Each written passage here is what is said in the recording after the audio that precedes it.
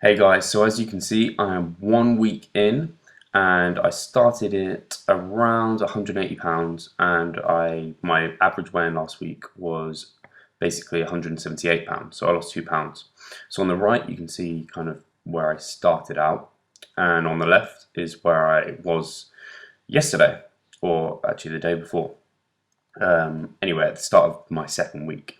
So I think the lighting's probably slightly better in this in the newer kind of update, but I think you can still see that there's been kind of some progress there, even though it's only £2, which I am by no means thinking is all fat. I am sure there's some a large amount of water weight there, but in a sense, because I did 2 weeks at maintenance intake and I wasn't eating in excess, I wasn't going from bulking to cutting, I went from maintaining to cutting, I think the amount of kind of glycogen and water weight that I was holding on to was less.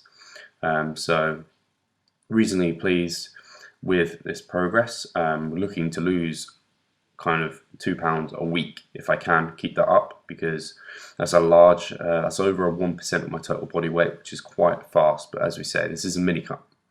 What I have noticed in this first week is I do get back into my habits of looking at the scale. If it's not what I want it to be, I did get kind of slightly attached to it. Not much. I mean, I looked at it and one day it wasn't down to the day before, and it kind of made me think, that's what this feels like, because I've been gaining weight for a year. But in contest prep, when you're doing it for a year and you're looking at that scale every day, you have to realize that it's just part of the process, and you might not have a new low every single day, and you just have to be like, it's all right, I know, like week on week I'll have lost weight, or month on month I know I'll be down. So anyway, here's a little clip of my training. So I'm still in a hypertrophy block just because it's high volumes, a lot of energy being used, and when you're kind of looking to diet, you want to kind of try and stimulate hypertrophy. You want your body to think you're trying to grow, because if it's trying to grow, then it's not going to lose the muscles you've got. What's the best way to keep muscle?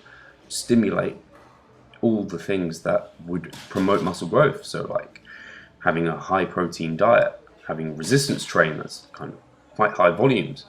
Obviously I'm making sure I'm not doing crazy volumes because I don't want to actually kill myself.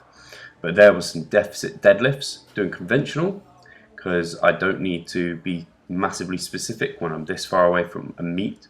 But then that does get me into my low bar squat.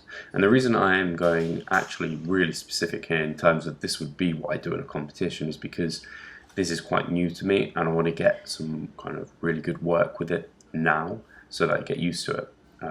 Making sure to really look to sit back into the squat, and I've always worn Olympic lifting shoes for kind of the last 3 years, so this is quite different wearing Reebok lights. They're flat, and the reason for that is it shortens the range of motion for the squat, because I'm now squatting with a much wider stance and looking to utilize the glutes and hamstrings a lot more than coming onto my quads. So bear with me guys, I am awful at bowling and under a lot of pressure right now to perform, so I thought I'd just give you an insight.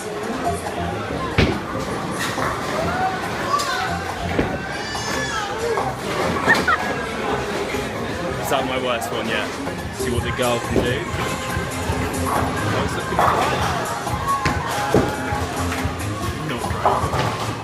After that bowling, actually managed to still fit in a pizza on my calories, low calories, but because it was a weekend, got up quite late, it was quite doable to fit in this pizza. Only a margarita, so it's not even that high. I'll just let you into my home a little bit and something I'm eating on this Sunday for lunch. So normally this is Mexican eggs effectively, and I will get a recipe up on my website. But normally I'd have 3 whole eggs with this, and probably just potatoes or some, like a big loaf of bread. But here I've got, what you can see here is basically an egg blob, which is egg whites, 1 egg, and here I've got butternut squash and some white potato as well, but not a whole lot. So that's kind of the difference you can easily make by substituting in 150 grams of egg white rather than having another 2 eggs. I'm effectively saving hundreds of calories there, and then switching to butternut squash, which is filling and also a lot less calorie dense. Apologies for the TV in the background.